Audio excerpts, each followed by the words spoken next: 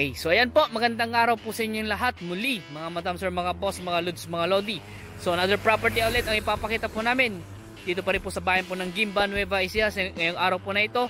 So ito naman po ay mango farm at rice farm po siya. 3.6 hectare po. Boss, 3.6 now. 3.6 hectare po itong property na ito. At meron po siyang presyo na 600 po per square meter. Ang presyo po niya, 600 pesos po per square meter.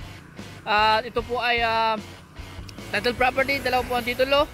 Buhay po yung nakapangalan, extrajudicial. Tax updated po ito. Ayon po sa source po namin sa property na ito. So ang kanyang frontage po siguro nasa mga 60 meters po siguro. O mga 50 to 60 meters yun po ang ating o 50 meters more or less na lang po sabihin nating frontage po niya. So simula po doon sa pader po na yan hanggang doon po. Doon sa may mga kasama ko, mayroon pong gate po doon. At ang maganda po dito ay nabakuran na po. Buong property daw po sabi ng aming source dito.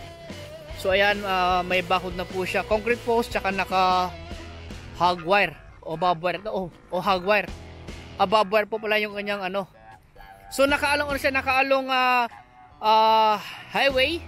Ayan po, yan po yung way na papunta po sa town proper po ng Gimba. At ito naman po yung way na papunta po sa town proper naman po ng Quezon, Nueva Ecija. Ayan po. So, malapit lang po sa town proper ng Gimba po ito. Siguro mga 2 kilometro lang po siguro sa palengke o gano'n. Mga 2 to 2.5 na kilometro po. So, ito po yung gate ng property. Ayan. 3.6 hectare. Ang presyo niya 600 per square meter. Dalawang titulo. Buhay nakapangalan. Single. Yung nakapangalan po sa titulo. Single po yung kanyang status. Tapos ito, yung kanyang mangga ay 100 more or less na puno. At nakabakod na rin po. At itong kanon niya, ito yung nabubukid niya siguro 2 hektarya na boss? May isang hektarya. May isang hektarya. So mga 1.5 siguro yung itong bukid po niya. So pasukin po natin itong property na ito. Ito po yung kanyang kalsada. Ginawa po nilang kalsada papusok po dun sa loob o sa may manggahan po niya. O dahan-dahan lang boss at madulas. Umulan po kasi kaya matubig po yung kanyang kalsada. So itong kalsada po na ito ay sakop po ng property. Ginawa po nila para makapunta po tayo doon o makapunta yung may-ari doon sa kanyang manggahan. Ayan. So ang Timpex nito, pwede kayong mag CLLX o CLLX, Victoria o kaya Pura. Pwede pong tatlo po yung pwede nyong pag-exitan kung sakasakaling pwede nyong i-visit itong property nito. Ayan. Flat terrain po siya, patag yung property. At ito nga po ay yung kanyang mga pananim na palay ay malaki na. At mga ilang buwan na lang, siguro mga 2 buwan na lang to ay aani na po sila. May mga puno rin po ng buko. May mga iba't ibang puno rin ako nakita eh. So ganito po yung property na ito. Ayan, meron din pong guyabano. Ito po, may guyabano po dito. Ayan. So yung mga mangga niya, ano to boss? Mga ano to no? Kinalabaw. Yung mga mangga niya. So ulitin ko po, 3.6 hectare, 2 titles, at buhay yung nakapangalan sa titulo. Single po yung kanyang status. At mode of payment, kung tinatanong nyo po, cash basis po ang may-ari. At ito po ay located po dito sa bayan po ng Gimba, Nueva Ecija. Ayan po. Tignan nyo po kung gaano kaganda yung mga mangga niya. Talagang pang farm talaga, farm na farm. Kasi doon sa harap po niya, kung saan ako nag-start mag-vlog, ay pwede kayo mag-commercial po doon. Tapos pwede rin po residential. Nasa inyo po yan. Kasi malumang yung frontage po niya. Nasa mga 50 to 60 meters yung frontage. At yung presyo niya 600 pesos per square meter. Kung gusto pa i-negotiate yung price, kausapin na lang natin yung mismong may-ari sa property na ito. So diyan mainan yung puno ng mga kaya na to. 80 to mga 100 more or less, sabi na natin. Sa mga 100 more or less yung kanyang mangga. Sa ngayon po kasi tag-ulan na kaya medyo maputik po. Pero maganda po itong property. Ang maganda po dito, malapit lang po sa palengke. Mga ilang kilometro lang, siguro mga 2 kilometers lang po sa palengke ng Gimba. at malapit lang din po sa exit ng TPLEX. Siguro sa Maynila, siguro mga 2 o 2.5 oras lang po ang biyahe sa Maynila. At sa mga naghahanap po ng farm, maganda po ito. At ito nga po, nakabakod na po siya, pero kailangan lang natin magdagdag pa ng bakod po niya o yung wired po niya. Lagyan natin ng ng hog wire. Ayan. So, diyan, pag ganun pa. So, yung mga kubo na kasama pa yon. So, yung mga kubo po na yun, ay kasama pa daw po yung mga kubo na yun. So, ang haba, gandun pa oh. So, mahaba pa po siya. Hanggang dun pa po yung oh. Sa likod niya, may bukid pa sa likod. May bukid pa sa likod niya. Ha? Sa dulo ng mangga, yun na yung, hanggang doon lang yung boundary. Okay. Kung ano daw po yung dulo ng mangga, yung mga puno ng mangga, yun na daw po yung boundary po. Ayon po sa source po namin sa property na ito. Okay.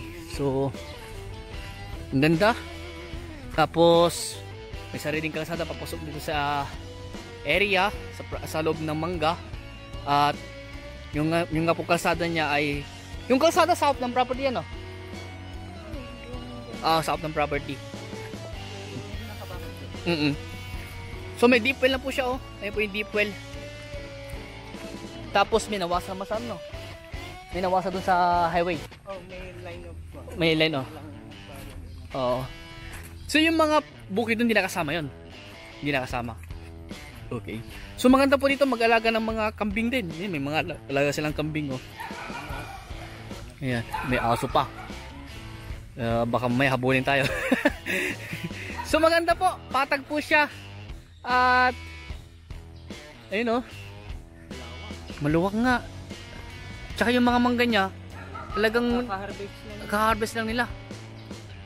Marami itong kasi kung sabihin natin mga 100 more or less yung mangga nito, puno ng mangga niya, ay talagang income generated din. Tapos may bukid pa siya. Yung bukid niya siguro mga yun, mga 1.5 hektarya. May bahay na. May irrigation pa. So yung mga bahay doon may irrigation doon. Okay. So may mga irrigation pa po, daw po ito. So ayan po. Ganito po kaganda itong property na ito. Mga ma'am sir. Baka ito na po hinahanap nyo na nakaalong highway. Malaki yung frontage. May sariling kalsada o ginawang kalsada papasok dito sa kanyang manggahan. O kanya sa main farm niya. Tapos sa harap rice field po na pwede nating i-convert into commercial po. So pwedeng tatlo yung dalawa dito ang kanyang purpose. Pwedeng commercial at pwedeng pang farm or pwede ring pong residential o pala, tatlo pwedeng gawin dito. Kasi yun nga po sa harap, pwede yung gawing commercial po yun. Kaya ganun po kaganda itong property na ito. At ang rin po dito ay malinis yung titulo malinis, buhay nakapangalan. Buhay po yung nakapangalan, no extrajudicial, nga po sabi single.